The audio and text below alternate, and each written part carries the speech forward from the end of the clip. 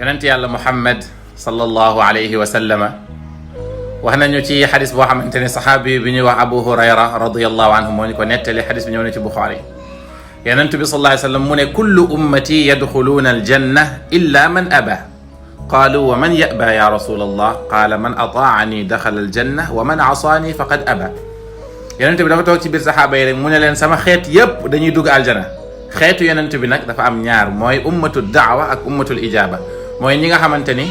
fekke nañu appelu yonent bi sallallahu alayhi wasallam dund nañ ci jamono yonent bi wala ginnaawam ñooñu dañoo bokk ci ummatul daawa ak ñi nga xamante ne gëm nañ ko mooy ummatul ijaaba ñaar ñëpp la yonent bi sallallahu alayhi wasallam di wax mu ne man sama xeet ñëpp dañuy dugg aljanna mu ne ludul ku bañ a dugg aljanna. saxaaba yi yéemu ci wax ji ne ko yonent bi sallallahu alayhi wasallam naka la nit ki di bañee dugg aljanna.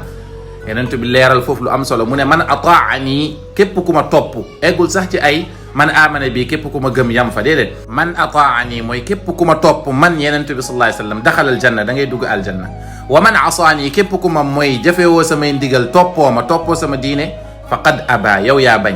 moo tax mu doon wax ne mu ne wallahi maa ngi giñ ci ki nga xamante ne moo yor sama bakkan man yonent bi sallallahu alayhi wasallam kenn du dégg sama yónnent bii di lislaam ak koo mënti doon te gëmooma lu dut ne waa safara ngay nekk. ñoo ngi woo képp koo xamante ne gëmut yonent bi sallallahu alayhi wasallam wala duggul ci lislaam ñoo ngi lay woo ci lislaam yoon woowu moom mooy yoonu texe. képp koo xamante ne tamit yaa ngi ci biir lislaam ñoo ngi lay woo ci nga jàngaat sa sunna yonent sallallahu alayhi wasallam nga jéem ko topp. yàlla ñu yàlla defal fathu defal ñu tawfiq. ba tey ñoo ngi fuuglu weer wu tedd woowu noonu di shahru rabiil awal ci nga xamante ne ca la soppe bi sallallahu alayka ya habibi ya rasulallah ca la gane àdduna muy weeru gàmm. ñoo ngi koy fuuglu ànd ak mbégte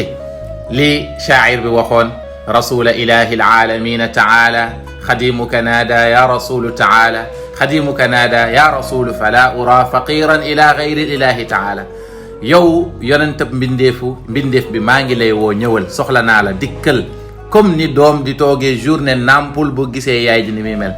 dégg nga mu ne xadimuka naada ya rasulu fala ura sa mbindaan bi moo ngi lay woo te njortul may gu bàyyeekoo ci keneen ku dut yow. wax na sax ci benn ci qasidaam bayti yi ni Cheikh Ibrahima Niass radiyallahu anhu moo ko way ci benn ci qasidaam yi mu ne wa in yakun siwaaka manali maa qabiltu nawala bu fekkee ne am na beneen may buy bayookoo ci keneen di ñëw ci man bëgguma lu dul sama yow yenentu bi sallallahu alayhi wa sallam. yàlla nañu yàlla takkaleeg yenentu bi sallallahu alayhi wa sallam fi dunya wal axira bi jaahi rasulillah. ñoo ngi fàttali tamit taxawu daara bi nga xamante ni projet boobu taxawal nañ ko. ñoo ngi woo jullit ñëpp ku nekk sa 100 francs sa 50 francs wallahi alazim xeebuñu ko waaye ñàkk a def moo gën a tuuti def lu tuuti na ci ku nekk participer te lebal ko yàlla